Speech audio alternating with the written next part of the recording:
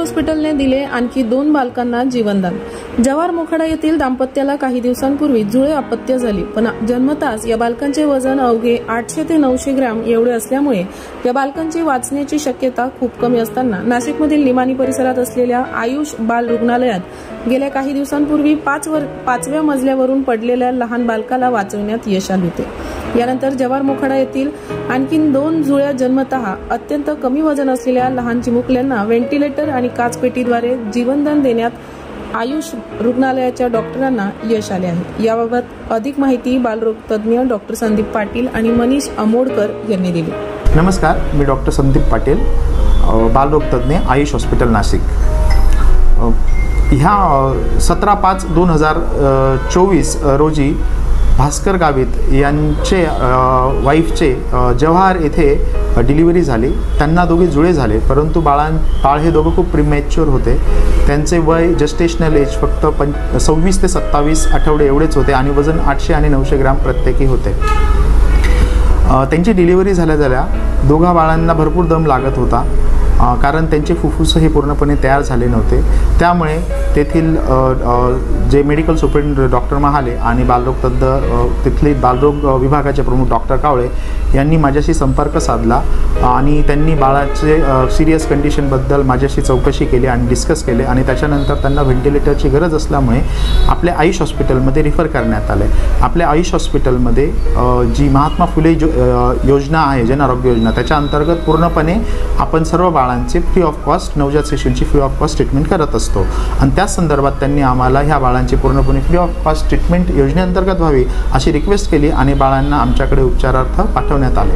जेव्हा बाळ आपल्याकडे आले तेव्हा बाळांची कंडिशन बऱ्यापैकी सिरियस होती। त्याच्यानंतर बाळाचे वजन खूपच कमी होते, कुठलाही अवयव पूर्णपणे तयार झालेले नव्हते आणि विशेषतः फुफ्फुस, आणि त्यासाठी आम्हाला त्या बाळांना दोघांना व्हेंटिलेटरवर ठेवावं लागलं। एक सर्फॅक्टंट नावाचं एक औषध असतं ज्याच्याने त्यांची फुफ्फुस जी प्रीमॅच्युअर असतात किंवा जी कच्ची असतात ते पूर्णपणे चांगली होतात, ते देण्यात आले आणि त्याच्यानंतर आम्ही बाळांची ट्रीटमेंटला सुरुवात केली। आता बरेच दिवस व्हेंटिलेटरवर बाळ ठेवल्यानंतर बाळांना काही दिवसानंतर व्हेंटिलेटरमधून बाहेर काढण्यात आमच्या टीमला यश आलं। ह्या टीममध्ये आमच्याकडे डॉक्टर निखिल कुलकर्णी हे DM न्यूरोनेटॉलॉजिस्ट आहेत, मी स्वतः डॉक्टर संदीप पाटील आणि आमचे हॉस्पिटलचे इंटेन्सिव्हिस्ट डॉक्टर मनीष अमोदकर हे सुद्धा आहेत।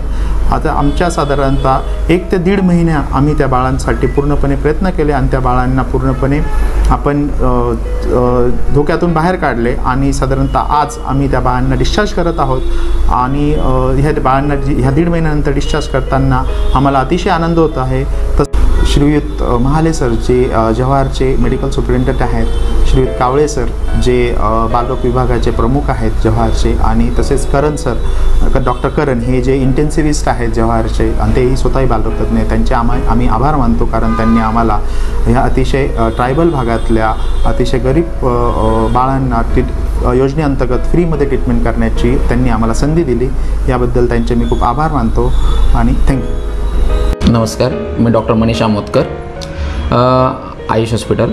आमच्या आयुष हॉस्पिटलमध्ये महात्मा ज्योतिबा फुले योजना राबवली जाते।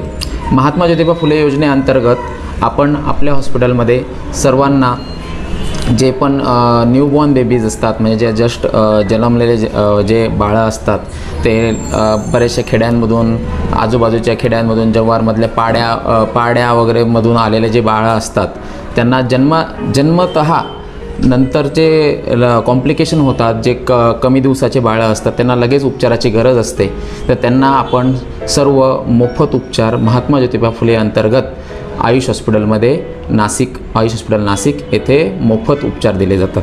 बाळांच्या सोबत आलेले जे आई वडील असतात त्यांना राहण्याची खाण्याची काही सोय नसते नाशिकसारख्या शहरामध्ये, तर त्यांना आपण राहण्यासाठी बाळाच्या आई मदर्स जे आहेत त्यांना राहण्यासाठी सोय करतो आणि त्यांना 2 टाईमचं जेवणसुद्धा आपण आपल्या हॉस्पिटल थ्रू देतो, जेणेकरून आपल्या आजूबाजूचे जे पाड्यावरचे जे बाळं असतात त्यांना आणि त्यांच्या घरच्यांना आणि ते सर्व मदत होईल। बाळाचे जे जन्मतः होणारे जे शस्त्रक्रिया आहेत, त्यांचे आजार आहे, सर्व मोफत आयुष हॉस्पिटलमध्ये उपचार केले जातात।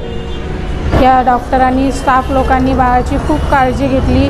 एक बाळ 5-6ला डिस्चार्ज केलं ते पण एकदम व्यवस्थित झालं. आणि आज दुसरं बाळ हा आज 10 तारीख आहे, 10/7 या तारखेला डिस्चार्ज होणार आहे. ते पण एकदम व्यवस्थित डिस्चार्ज करून देतील ते. डॉक्टरांनी आणि स्टाफ लोकांनी आमच्या बाळांची खूप काळजी घेतली, त्यांचे खूप आभारी आहेत.